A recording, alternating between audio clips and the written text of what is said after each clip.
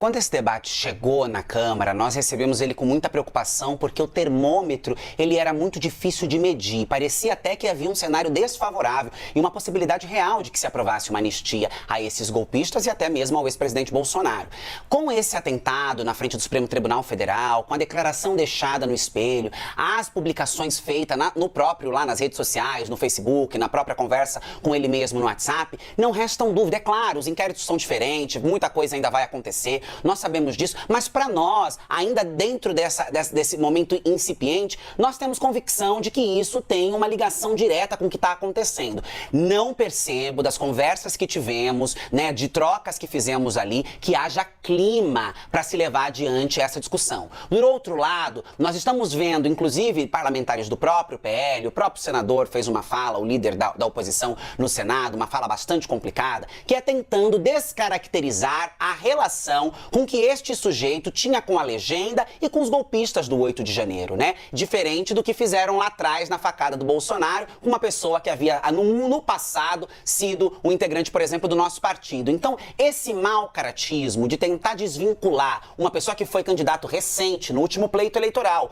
com um número que é muito curioso, porque demonstra o número que ele usou, que era 22, 22, 22, demonstra algum tipo de privilégio, porque vocês sabem muito bem, cobrem a política, esse tipo de número é um número fácil para o eleitor conhecer, para o eleitor se identificar. Não me parece que esta narrativa terá força de emplacar. Não me parece, e na política vocês sabem muito bem, as coisas mudam numa velocidade assustadora. Eu estou dizendo isso agora, diante do fato recente, do termômetro pouco que nós tivemos, porque, por exemplo, eu fui a Brasília, mas na quinta-feira não pude ir ao Congresso Nacional, porque nós não podíamos entrar na Câmara, então só falamos com os nossos colegas via mensagem, não encontrei pessoalmente, mas com todos os colegas que falei, e não me refiro apenas a colegas do campo da esquerda, porque, por óbvio, nós sempre fomos contra a anistia, mas colegas do centro, nós temos percebido que é muito difícil, tanto que o presidente Arthur Lira ou o presidente Rodrigo Pacheco, mas nas futuras presidências da Câmara e também do Senado, tenham como puxar esse debate de volta. Na minha opinião, este atentado, que tem ligação direta com o que tem acontecido desde o 8 de janeiro, não é um caso isolado. Nas próprias palavras do ministro Alexandre de Moraes, é preciso olhar o contexto, enterra de uma vez a anistia contra os golpistas nesse país e fortalece a nossa democracia. Pedro. Deputada, o deputado Washington Quaquá, vice-presidente do PT, foi eleito agora prefeito de Maricá, defendeu a anistia para os incautos. Ele é contra a anistia para quem patrocinou, para os políticos envolvidos, para o ex-presidente Jair Bolsonaro, mas avalia que essa seria uma forma de acabar com a polarização, de unir o Brasil, um gesto de pacificação. Como é que a senhora avalia essa posição política do Washington Quaquá?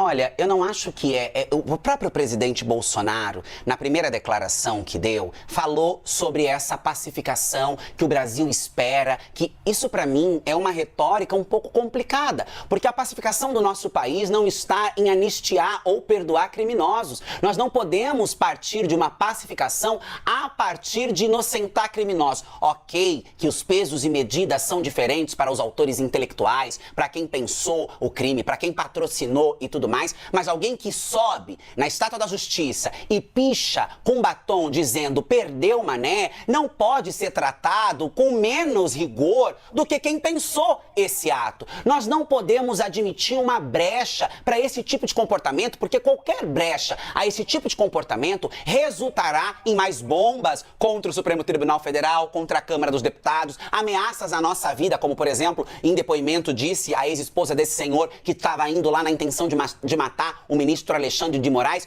A legislação e a justiça precisa ser firme e contundente. Atentaram contra a democracia, atentaram contra o Estado de Direito, cometeram um crime, são investigados em um inquérito no Supremo Tribunal Federal e precisam responder criminalmente. Nós precisamos retirar do nosso espectro, do nosso escopo, essa ideia de que a pacificação do país, de que a reorganização da nação, ela perpassa por inocentar criminosos. Eu tenho certeza que se nós estivéssemos tratando de outros crimes ou de outros tipos de criminosos, este mesmo campo da direita, o ex-presidente Bolsonaro, os deputados do PL estariam pedindo cada vez punições mais graves e punições mais severas. O que nós estamos pedindo aqui é para que a legislação seja respeitada e para que o Estado democrático de direito permaneça firme, que as instituições mostrem que há uma solidez na defesa da democracia. Não é inocentando e anistiando criminosos que atentaram contra o Estado de Direito, que atentaram contra a democracia, que nós vamos repactuar o nosso país. A repactuação do Brasil, ela perpassa por um outro debate. Esses são criminosos e criminosos devem ser tratados como criminosos. A reunião com o ministro Padilha foi uma reunião muito boa. Eu saí de lá com um sentimento, eu tinha dito aos colegas de vocês na coletiva de imprensa que queriam um apoio irrestrito do governo sobre esse tema. Quando eu saí da reunião, os colegas perguntaram se saí de lá com um sentimento de apoio irrestrito. Eu saí de lá com um bom sentimento, com um sentimento de que o governo olha com bons olhos, de que o governo, sim, entende que essa é uma proposta viável e de que o governo vai se comprometer em nos ajudar nessas negociações e na tramitação desse texto. Obviamente que sem muitas sinalizações de como isso vai acontecer, quando vai acontecer e de que maneira. Aquela foi uma primeira reunião entre nós para que nós, enfim, discutíssemos a proposta, falássemos das mobilizações, entendêssemos como o governo avalia o texto, como o governo avalia a proposta, porque até então nós só tínhamos declarações colhidas através da imprensa. O governo avalia com muito bons olhos, o ministro Padilha recebeu e acolheu muito a nossa demanda, inclusive fez um paralelo com a trajetória do presidente Lula, né, na luta sindical, pela diminuição da jornada de trabalho lá na Constituinte, o que demonstra um compromisso do presidente com essa agenda, e agora nós vamos precisar estreitar essa relação, entender até onde o governo vai com a gente, até onde nós vamos sozinhos, mas o mais importante para nós é que o governo nos ajude nessa conversa dentro do Congresso Nacional, que já tem sido muito boa, mas também nos ajude a organizar dentro dos comitês, na comissão especial e etc.,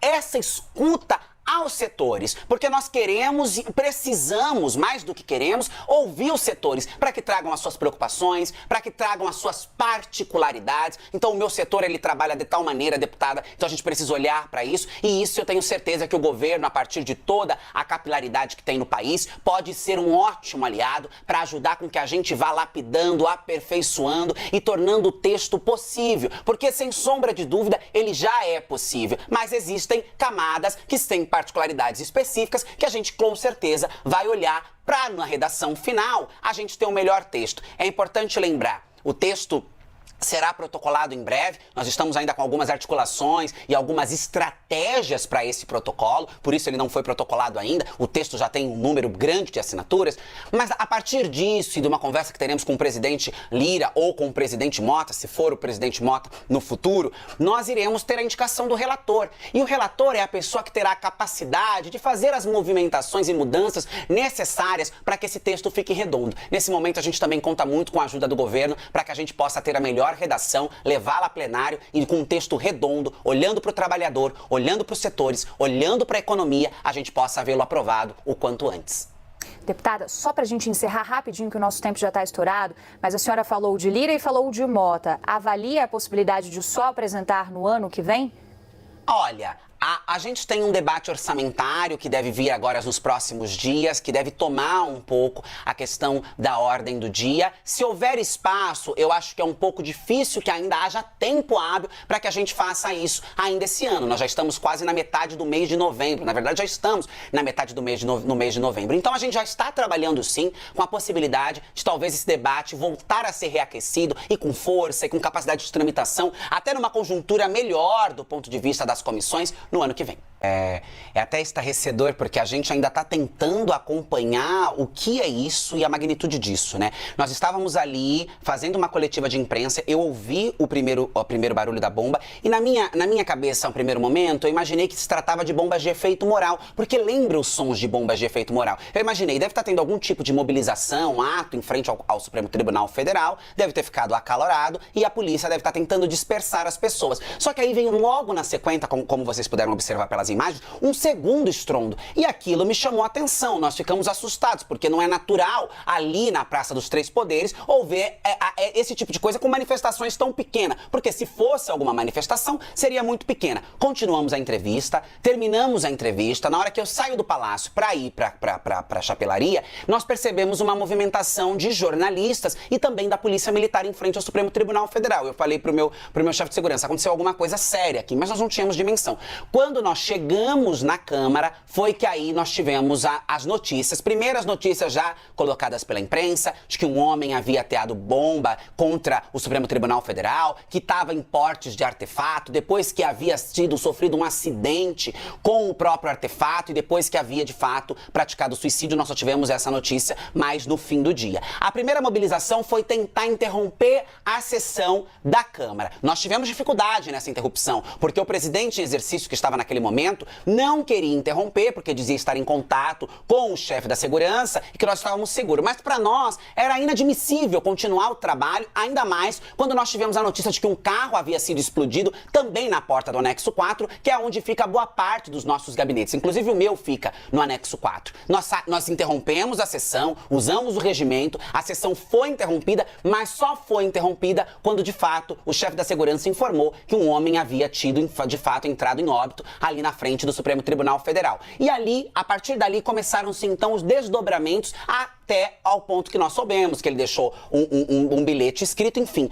Eu não sabia, a princípio, se tratava de uma questão de política, de questão de ataque político ou se era, sei lá, algum tipo de manifestação. Logo na sequência, nós percebemos que tem uma ligação direta com ideologias, com agendas políticas, com partidos políticos, o que é extremamente grave e que trouxe de volta para nós, nesse momento, que é uma preocupação gigante, o debate sobre anistia que estava caminhando na Câmara dos Deputados e que a gente espera que nesse momento, assim como o próprio Supremo Tribunal Federal, a partir do ministro Barroso, o ministro Alexandre de Moraes já declararam, a própria ministra Carmen Lúcia, na abertura da sessão, disse: nós não podemos permitir que criminosos saiam impunes, porque qualquer tipo de retrocesso dentro desse debate estimula esse tipo de comportamento que não pode ser tratado como um lobo solitário. Isso não é um lobo solitário. Essa é uma manifestação de extremismo, de intolerância e um ataque contra a nossa democracia.